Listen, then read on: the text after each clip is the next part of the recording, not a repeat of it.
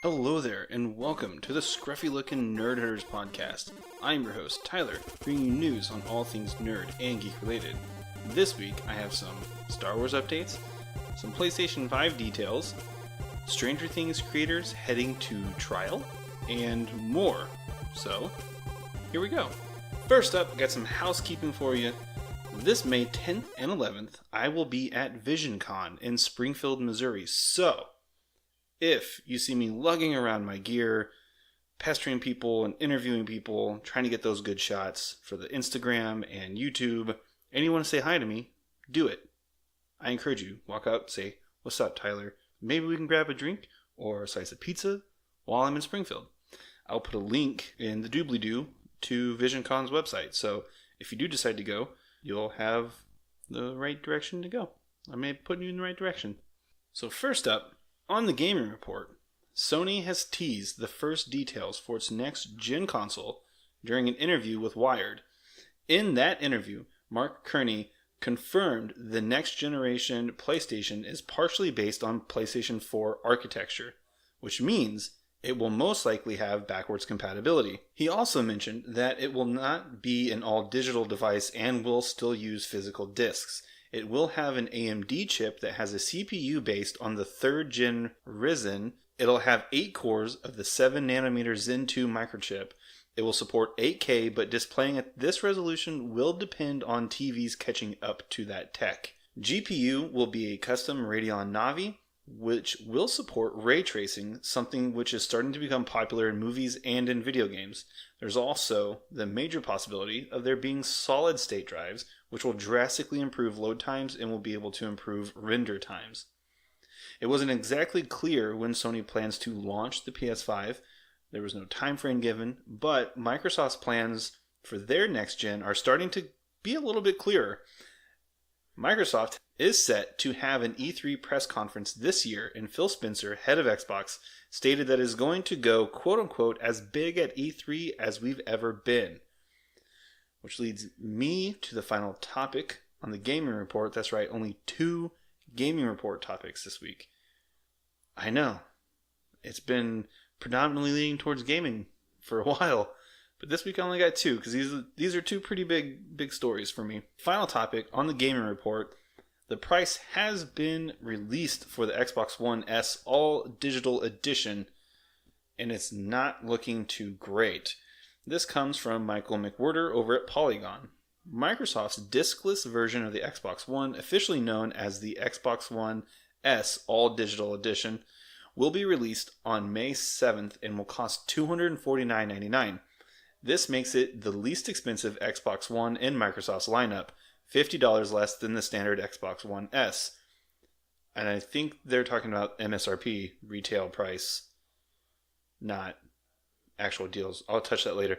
The Xbox One S All Digital Edition will, as its name implies, will only play digital games and other digital content like movies, music, and TV series. It will also include 3 digital games as part of the base packing. Like I mentioned before, it'll be Forza Horizon 3, Minecraft, and Sea of Thieves. Those 3 games would cost about $119.97 if you were to purchase them digitally, making the download-only Xbox One S a pretty good deal for what you get in that bundle. Buyers will also get access to Xbox Game Pass for a discount of $1 for the first 3 months. You can pre-order the Xbox One S All Digital Edition now at the Microsoft Store, Amazon, and Best Buy. So, here's my gaming report hot take for this week. So, similar pricing for the redesigned Xbox One S disc drive and all has not been hard to find in the past. The 500 gig version of the system was available for as low as $249 on Black Friday bundles back in 2016. 3 years ago almost. After the holidays, Microsoft again offered an official 500 gig, $249 Xbox One S bundle with Minecraft in March of 2017. In summer of 2017, you could buy a 500 gig Xbox One S and get a $50 gift card too for $249. So you're essentially getting it for $200. By the end of 2017, 500 gig systems were going for $189 during Black Friday closeouts. Now, given the all-digital edition has twice the hard drive space as those older deals, but 1TB Xbox One S systems with disk drives were being offered at $249 with a bundled game nearly a year ago. And though $299 is the quote-unquote official MSRP for a 1TB Xbox One bundle these days, there has been an extended de facto price drop to $249 at all major retailers, including Microsoft's own stores, since late January this year. I've made mention in previous episodes that there's a market for an all-digital console that's priced aggressively compared to the competition, which right now, there isn't a competition for an all-digital console. But for that kind of pricing to work, Microsoft has to stop pretending that the 1TB Xbox One S is still a $299 system, because it's not. You can go to Amazon right now and get, in my opinion, a way better bundle for I think $209. This MSRP, official retail price is just sad.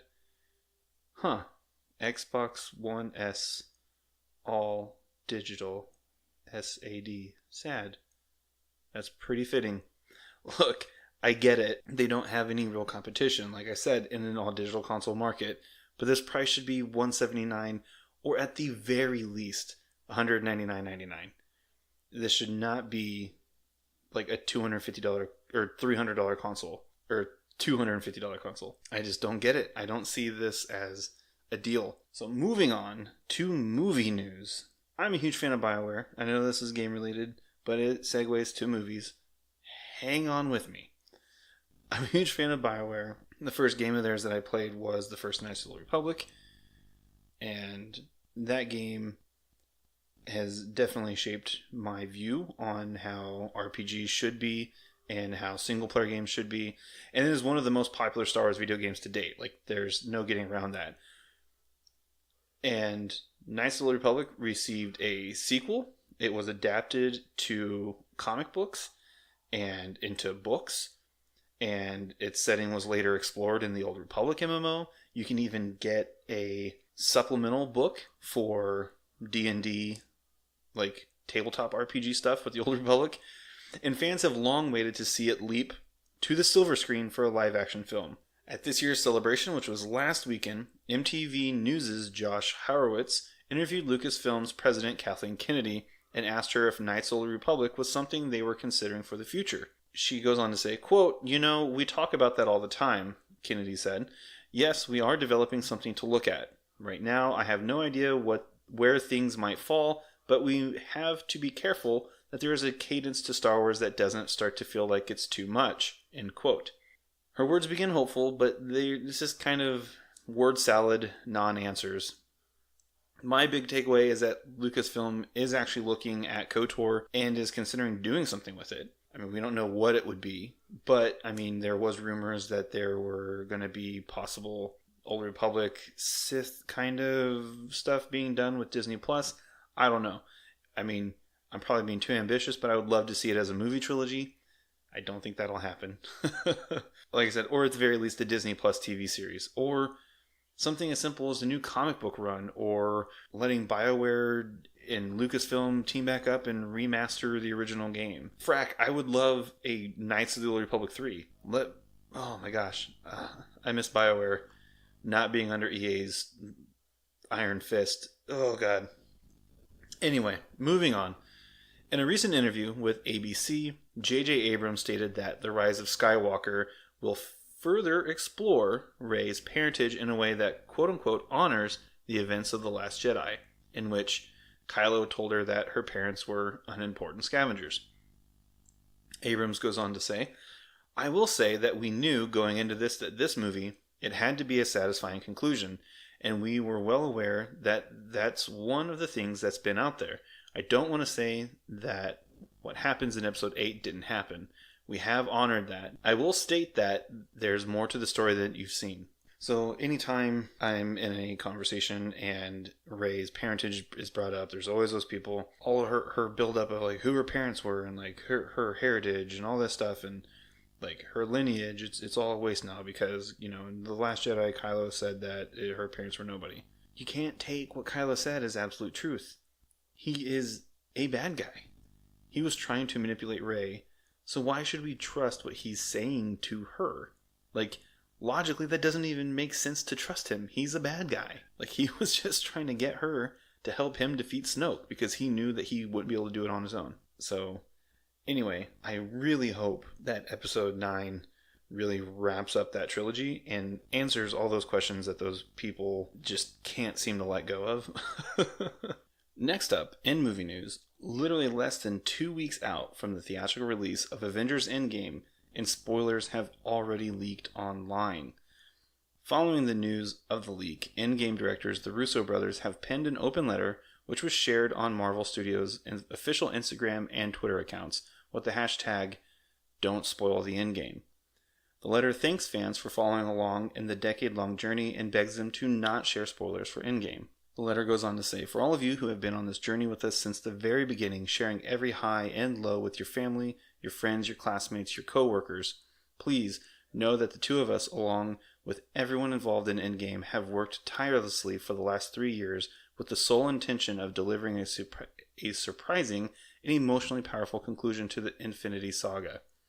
Because so many of you have invested your time, your hearts, your souls into these stories, we're once again asking for your help. When you see Endgame in the coming weeks, please don't spoil it for others, the same way you wouldn't want it spoiled for you. Remember, Thanos still demands your silence. Avengers Endgame hits theaters in the US next week on April 26th, and in response to these leaks happening, the Marvel subreddit has gone on a temporary lockdown so that moderators can figure out a way to sift through potential reveals. And if you're hoping to go into the movie untainted, here are a few nerd herder ways to avoid spoilers. Number 1, the muted words setting is your new best friend. This little known section on your Twitter account will allow you to automatically block specific words from your notification and timeline. So you could put like Avengers, Endgame, leak, spoilers, or you could even go as far as putting in every character like Iron Man, Infinity Stones, Wakanda, Thor, Thanos, Snap. Like, you do all that and anything else you can think of, and you put that on there and it won't show up on your timeline. So if you're on Twitter, that's a way to use that. Number 2, did you know there are browser extensions that hide entire words and phrases automatically for you? So you could take what you did on Twitter and apply it to your browser. And there's an extension like Unspoiler for Chrome that automatically scour every website you visit for whatever keywords you tell it to track. Anything it deems might be too sensitive gets covered automatically by a massive opaque spoiler shield, which you can click on to reveal what's underneath if you're feeling risky. Number 3, don't go on YouTube. Seriously, comment sections alone should be enough to stay away from that place. Unless you're listening to this on YouTube, then hey. Number 4, don't go on Twitch. People will likely troll live stream chats as most moderators can't act fast enough. On stuff like this without some of the viewers actually seeing it. Number 5, smash your phone. I feel like this is honestly the only way to stay away from spoilers. Number 6, lock your doors. Don't answer for anyone. Don't even check your mail. Okay, I probably went overboard with a few of those, but you get the gist. Be vigilant if you want to avoid spoilers. I was looking at the comment section for a comic book that wasn't even a Marvel comic book, and someone had posted screenshots from the leaked stuff. People, what a bunch of bastards. So, next up on movie news, Netflix's new live-action series based on The Witcher will be launching in Q4 of 2019, which runs from October to December. It was stated in the company's earnings call this week.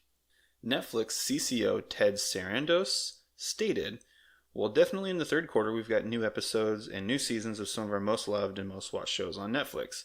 Stranger Things, Casa de Papel, Orange is the New Black, 13 Reasons Why, yada yada yada. Then he goes on to say, and then you can start seeing later in the fourth quarter some of our bigger film investments coming through, like Irishman, Six Underground, and also a big new original series that we're currently shooting in Hungary. Hungary? I don't know. called The Witcher. That is an enormous European IP, very popular game and book IP, that we think is going to make a really fun global series. Gee, you think so, Ted? I'm just glad that we have some sort of timeline for a release. I will probably end up binge watching the show over a weekend, which, now that I think about that, I think Netflix should kind of look to change up their binge release model, but that's just me. I feel like having a show release all at once, I don't know. I think they should stagger it, like an episode a week. Do the game like the traditional route. I mean, I don't know. But anyway, that's a topic for another day. Speaking of Netflix and Stranger Things, this next story comes from over at Engadget. So a lawsuit that accuses Stranger Things creators Matt and Ross Duffer of stealing the idea for the hit Netflix show Stranger Things is headed for jury trial. A judge for the Los Angeles Superior Court this week denied a motion for summary judgment from the Duffer brothers. The trial is scheduled to begin on May 6th. In the lawsuit, filmmaker Charlie Kessler is accusing the Duffer brothers of stealing the popular show's premise, a secret government operation near an abandoned military base, from his 2011 film Montauk. In the lawsuit, Kessler claims that he met the Duffer brothers at the 2014 Tribeca Film Festival and pitched them the idea for a Montauk-inspired sci-fi series. The brothers have denied that Kessler had any connection to the creation or development of Stranger Things. The working title for Stranger Things was, interestingly enough, the Montauk Project, which probably won't help the Duffer brothers' case. The real-life Montauk Air Force Base in Long Island, New York, was the setting for various conspiracy theories in the 80s, most that involved the U.S. military experimenting on local children.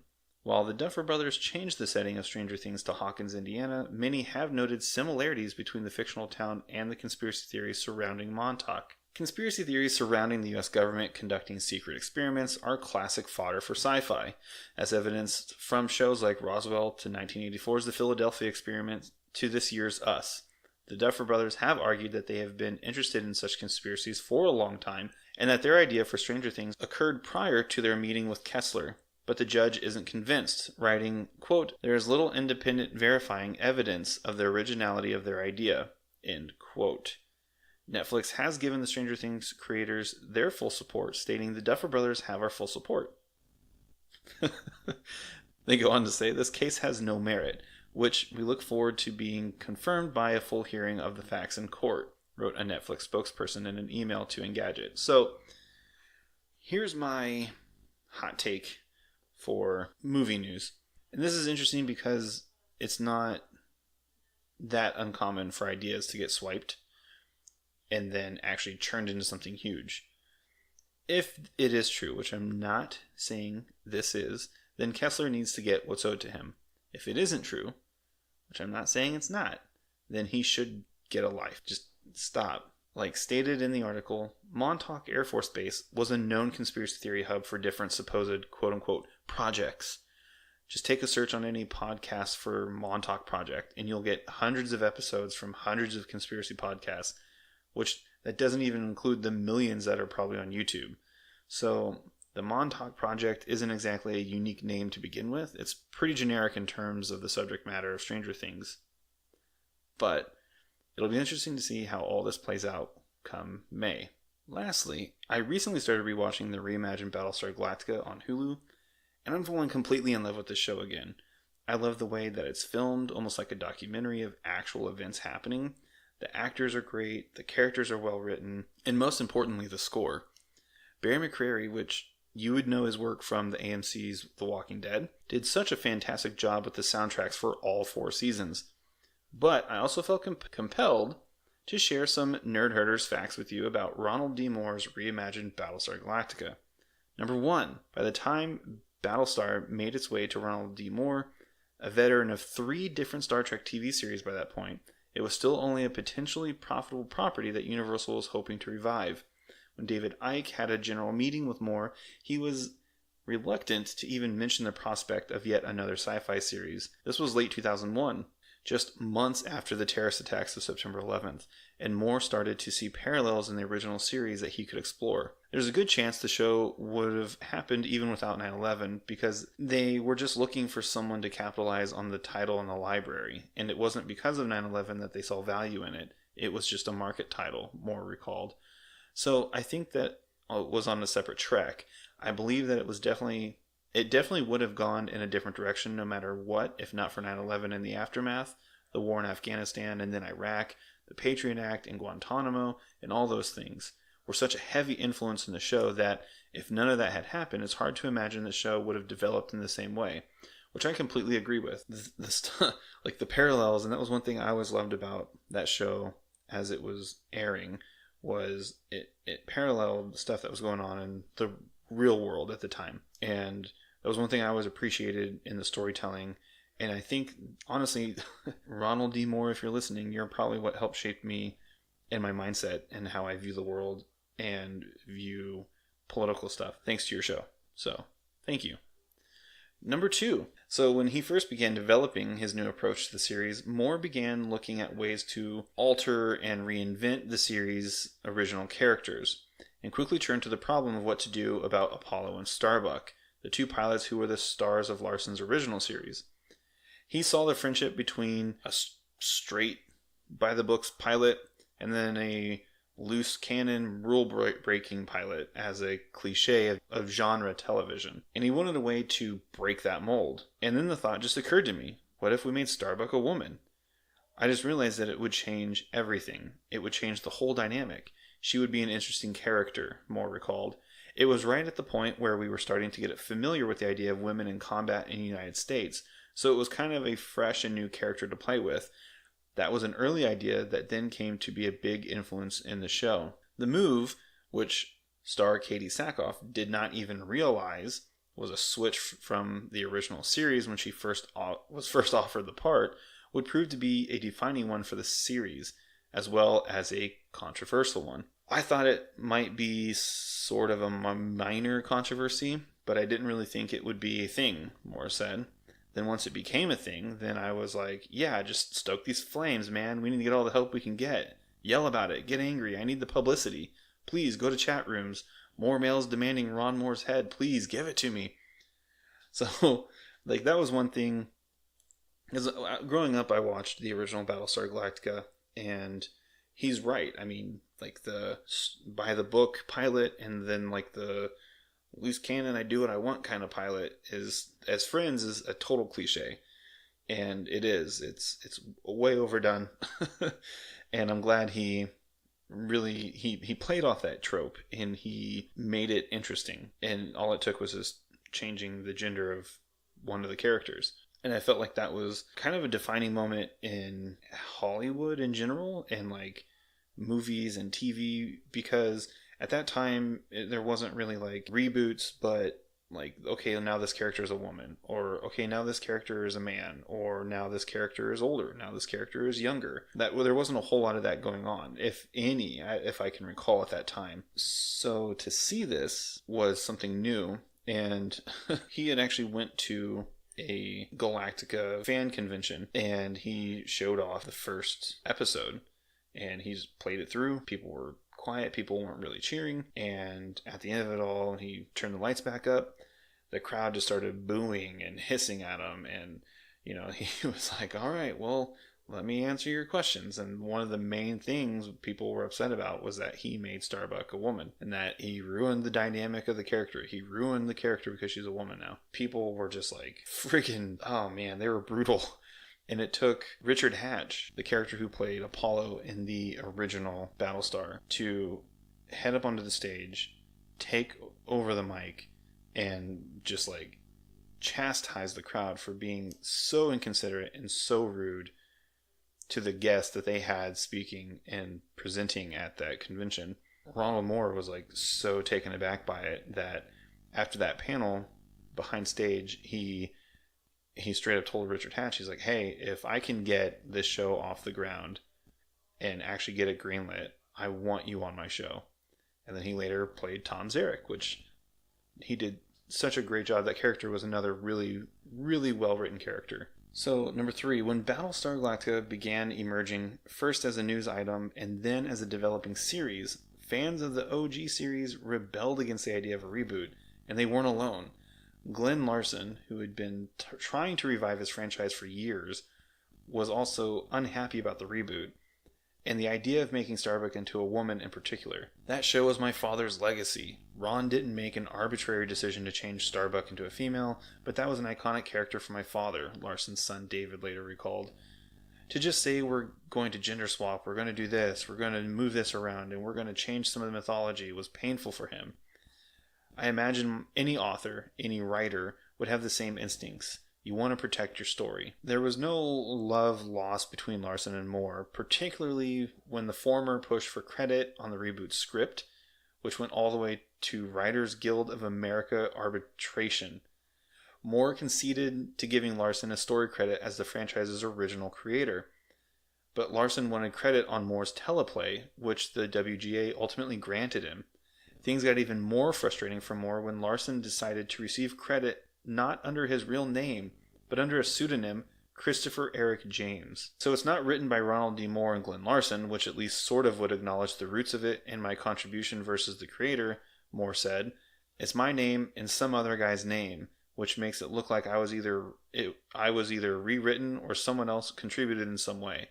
I never quite forgave him for that. And that's the thing that, like, that was another thing that I always came across in, like, the message boards, because there was, like, the OG Galactica fans, and then a lot of them, they would call the new one Geno, which stood for Galactica in name only. And they were so adamantly against it and hated everything it was for, or everything it did, everything it stood for.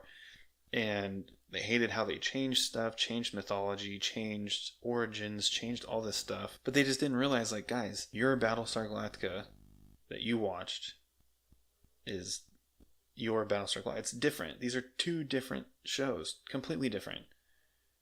And so many of them still, to this day, will not move past that. And I don't understand it at all. Number 4, one of Battlestar Galactica's great contributions to the pop culture lexicon was the use of the word frack as an alternate curse word that could be dropped at will because, in the eyes of network censors, it didn't mean anything.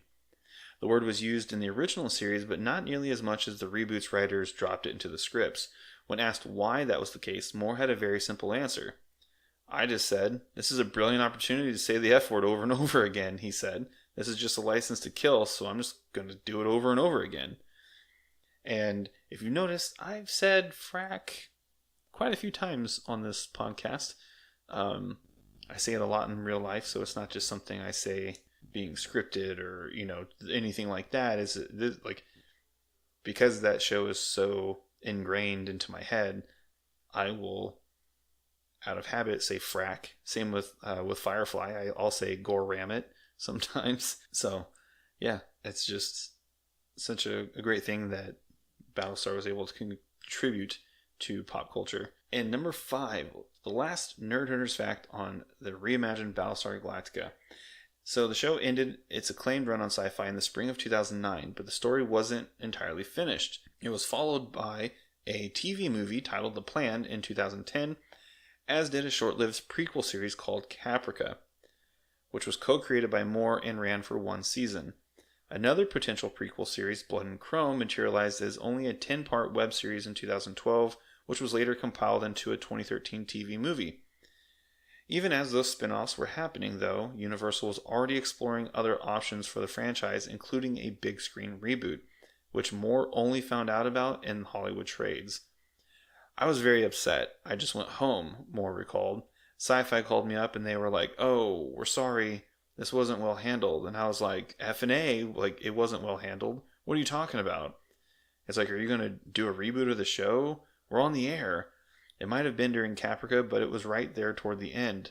I said, the body's not even cold yet, for F's sake. Though it's been a few years since the development of the reboot was announced, but it is still moving forward. So the Westworld co-creator, Lisa Joy, contributed a draft of the script, and Francis Lawrence, who helped with The Hunger Games Mockingjay, is also attached to direct. In December of 2018, it was reported that the Girl in the Spider's Web writer Jay Basu has joined the project to pen a new draft of the screenplay. So, there's still hope.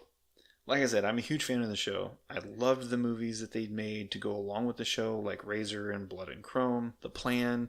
Caprica was okay. I feel like they were wanting to do something more with it, but couldn't really find their way. And they couldn't really find their direction, I guess. But I also really hope that they can get this live action movie off the ground and actually get it moving forward. Because I'd love to see it on the big screen. I would love to see it in mainstream Hollywood stuff again. I would love to see it because, I don't know, I'm a huge sci-fi nerd, if you can't tell. Last thing on this episode. So I wanted to do a follow-up on the Critical Role Kickstarter campaign that I initially covered a few episodes ago. In case you missed it, here's a quick recap of the Kickstarter. So Critical Role launched a Kickstarter to fund an animated special based on their Vox Machina characters featured in the first campaign of their live-streamed D&D game. They were only seeking $750,000 to fund the special. Now, as the Kickstarter campaign has finally came to a close, they have amassed over $10 million during that time. The special has ballooned from an animated special to a 10-episode animated series. The Legend of Vox Machina fundraising campaign is the 5th most successful Kickstarter campaign ever. And the Critical Role fans, known as Critters, have continued to support the campaign and the show at every step of the way. We're just awestruck. None of us anticipated this kind of reaction. We are so beyond grateful for this Critter community. Critical Role cast member and Legend of Vox Machina executive producer Travis Willingham told IGN earlier this week. Since the campaign launched, our whole lives have changed, Sam Riegel, who will also executive produce the animated series and is a Critical Role cast member, told IGN. So much has happened as a result of these amazing fans and people who are so passionate about Critical Role, the characters, the world that we and Matt Mercer have created. The shock and awe still continues. Cast member and creative director Marisha Ray said that the crew has the drive to make this series incredible because of how incredible our community is. Now, beyond its storytelling opportunities, though, the animated series and this Kickstarter have crystallized the relationship the Critical Role team has with its fans. Being independent really gives us that opportunity to have that symbolic relationship because no one knows our community and the critters better than we do. So to be able to follow through with what we know we want to do and what we think the audience will enjoy, it's such a joy, Marisha said. Willingham and Riegel echoed the sentiment of gratitude for what the fans have enabled, are also excited for the potential of what this Kickstarter means beyond the 10 episodes they plan to produce right now. This Kickstarter has not just shown us their level of enthusiasm, but it's also shown the world their level of enthusiasm. The mainstream entertainment industry has woken up to this, Riegel said. This is mainstream and here to stay. So this is extremely exciting to see Dungeons & Dragons hitting this new wave of popularity. It's already kind of been edging that way, but there's been articles from prestigious, quote unquote prestigious sites and magazines and papers do topics about Dungeons and Dragons and Critical Role, and I guess it's just nerddoms in general, anymore, like Star Wars, comic books, video games, even Magic the Gathering are all in this forefront of pop culture now. So I don't see why D&D can't have that limelight too. So it's just really cool for me to see this because, I'm sure many of you listening to this growing up, you didn't have this acceptance of oh my god, Star Wars, you're yeah man, or Dungeons and Dragons, hell yeah bro, or chick. You never got that, but now it's I work with several people, and I have the dragon ampersands as my desktop background, and I have tons of people oh my god, you love Dungeons and Dragons? And I'm yeah. And oh my god, yeah, me and my brothers, we play. Or me and my friends, we play. Me and my husband, we play. And it's I don't know, it's super cool. And it's nice that a nice conversation starter and icebreaker, I guess, as well, because it kind of helps get you out of your shell and into a different character. And if you're looking for other live play D&D shows to help fill up your time, I have recently been catching up on past streams, and I hop into their live shows at the beginning of each one just to say hi. But it's Legends of Avantris. They have a few campaigns going on, but they're all equally entertaining. Just a bunch of nerdy friends playing some D&D, and I love it. I will post a link to their Twitch and Twitter in the doobly-doo. I also highly recommend Adam Kobol's Jace Beleren Must Die. He always has the best people in his campaigns. His Court of Swords is also a fantastic stream. I highly recommend it. You can catch those on YouTube, on his YouTube, Adam Kobol. And his streams go live on D&D's Twitch stream, like anytime he streams a campaign. So if you're going to, it's just twitch.com/D&D. Adam is easily my favorite streamer to watch on Twitch because he has a bunch of different content related to tabletop gaming, and he even has a relationship/friendship advice stream, which is always extremely insightful, and basically he's just a pretty rad dude. He's also the reason I have an undying love for the band 3 Inches of Blood now, so I'm eternally grateful for that.